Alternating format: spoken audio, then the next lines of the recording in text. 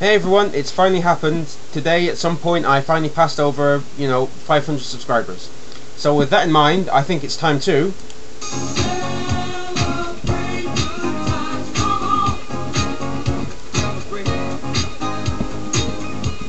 No, that's it, that's all you're getting. I'm not dancing anymore. I don't want to be a danger to your eyeballs going kablooey. So yeah, 500 subscribers. Yay! I want to thank everyone who's subscribed to me and everyone who's given me a shout out during my time here on YouTube. I know Ancient Atheist has given me some, and Tattoo Skin 72, Widgetas has mirrored one of my flagging videos. Vogter did. Godless Haze has mentioned me. Nelly Diddle's mentioned me. Abnormal One.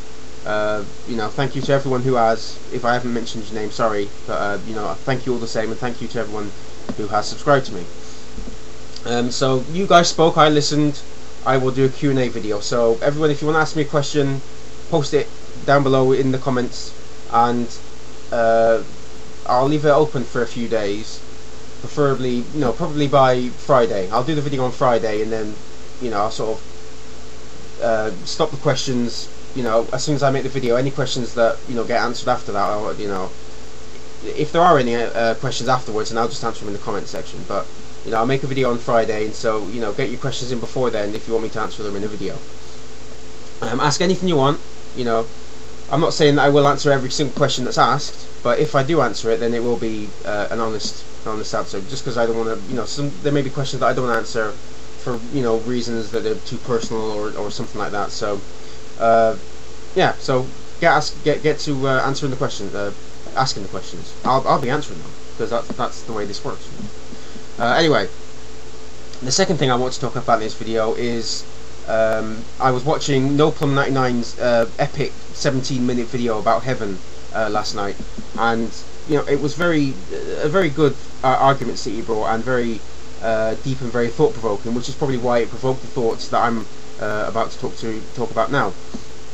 So, apart from as well as those reasons that NoPlum brought up, this is what I think of why, another reason why I think that heaven just wouldn't work.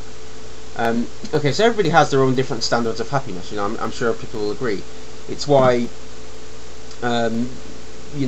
people, you can get people that are rich that live in massive houses and have fancy cars and just pretty much anything you could want materialistically, but they could be very bored. But if, say, me or someone else who is living just above the poverty line, or doesn't have much money to buy fancy cars and things like that, if they got transplanted into their life, we'd probably be ecstatic. I know, I'm not talking anything about money, love, or anything like that, but I'm just talking about the materialistic things. You'd probably be ecstatic because you'd be introduced to this whole new world that you've never been, you've never been a part of before. So, because they've had this sort of all this money for so long, and that's become the norm to them. Likewise, if we got introduced into that world, then it would be just a complete new world for us. And so we would just be ecstatic at all these things that we could now do and now buy, and we would be a lot happier because we hadn't got used to it. Now we all have a normalcy. We all have like a normal mood. It's how we can gauge with things like happiness and sadness. Sadness would be in a mood that's lower than normal. Happiness would be a mood that's higher than normal, and that's what happiness is. And bliss and stuff. And this is the kind of thing you would get in heaven. You're always going to be happy, and you're always going to be in a constant state of bliss, and all that good stuff, just ecstatic. But eventually, just like with anything, over a period of time, I know it's not time, but eventually you are going to get the happiness that you're feeling in heaven is going to become your sort of normal standard of mood. If you see what I'm saying, it's going to become ordinary.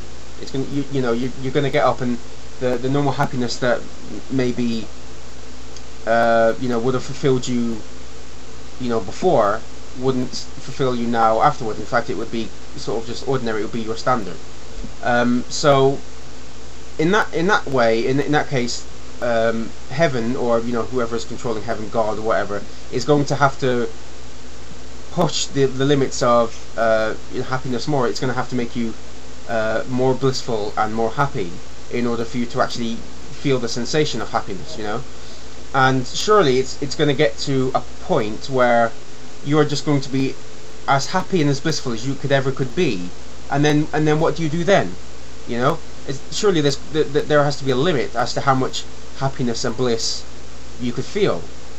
And so what are you going to do then in order to feel happy? I mean, you're going to get to a point where, as I said, where you're so blissful and you've got to where you can't actually physically or spiritually take more bliss, and you won't be able to raise God or whatever will not be able to raise your mood any higher. And so what happens then? Surely that would just become normal for you. It would just be like a normal, like this, just so that's one of the reasons why I don't think heaven would work. And that would be kind of scary as well, because if you think about it, if you are that happy and that's become such a normal thing for you, then can you imagine what it would be like if you even had like the slightest disappointment? I mean, we can take slight disappointments now because our mood is a lot lower. Our standard for our normal moods is a lot lower than it would be in heaven, especially if you were like as ecstatic and blissful as that. But even if you suffered a slight disappointment, can you imagine the kind of I don't want to say feelings, 'cause I don't know if you feel anything in heaven. Well, I assume you must do. But you just imagine the pain and the torments, and just how it would affect you. It would just be